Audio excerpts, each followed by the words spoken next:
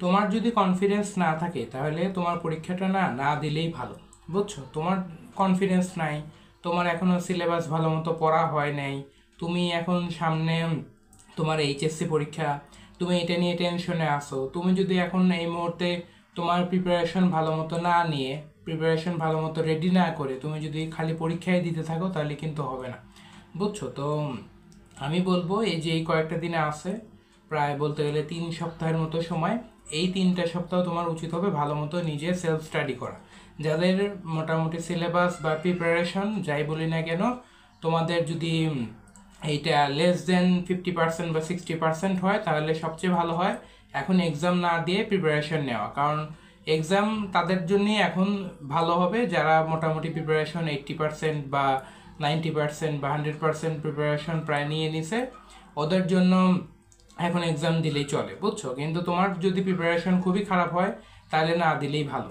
আর কিন্তু বেশি দিন সময় নাই, এখন যদি এক্সাম দিতে থাকো তাহলে কিন্তু ভালো হবে না। তো তোমাকে একটা মানে ঘটনা বলি, হ্যাঁ, যেটা তুমি অলরেডি এই ঘটনার মধ্যে আসো।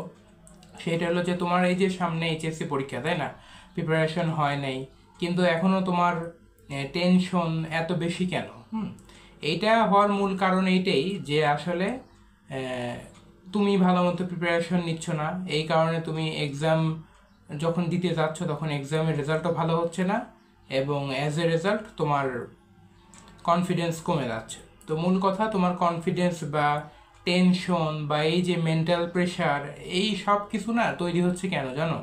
তোমার আসলে ভালো প্ল্যানিং নাই এই, এবং তোমার সাথে সাথে তোমার সামনে যে এইচএসসি পরীক্ষা আর মাত্র 3 সপ্তাহ পরে, এই এইচএসসি পরীক্ষার জন্য তোমার ভালো মতো পড়াশোনা বা প্রিপারেশন এখন রেডি করা হয়নি। তুমি এখন প্রিপারেশন ভালো মতো রেডি করো, এবং সিলেবাসটাকে ভালো মতো পড়ে যেগুলো গ্যাপ আছে সেগুলো তাড়াতাড়ি গ্যাপ তুলে ফেলো, আর যেগুলো রিভিশন দিতে হবে বলে মনে করো সেই রিভিশনের বিষয়গুলা রিভিশন দিয়ে দাও। এখন প্ল্যানিংটা করে রিভিশন দাও, প্রিপারেশন নাও। এখন এক্সাম দিতে গেলে আরও কনফিডেন্স নষ্ট হবে, এর চেয়ে ভালো হয় তোমার প্রিপারেশনটা গোছায় নাও, দেখবা ভালো রেজাল্ট হবে আর কি। All the best. আর যদি কোনো প্রবলেম মনে হয় তাহলে কমেন্টে জানাও, ইনশাআল্লাহ আমি উত্তর দিয়ে দিব।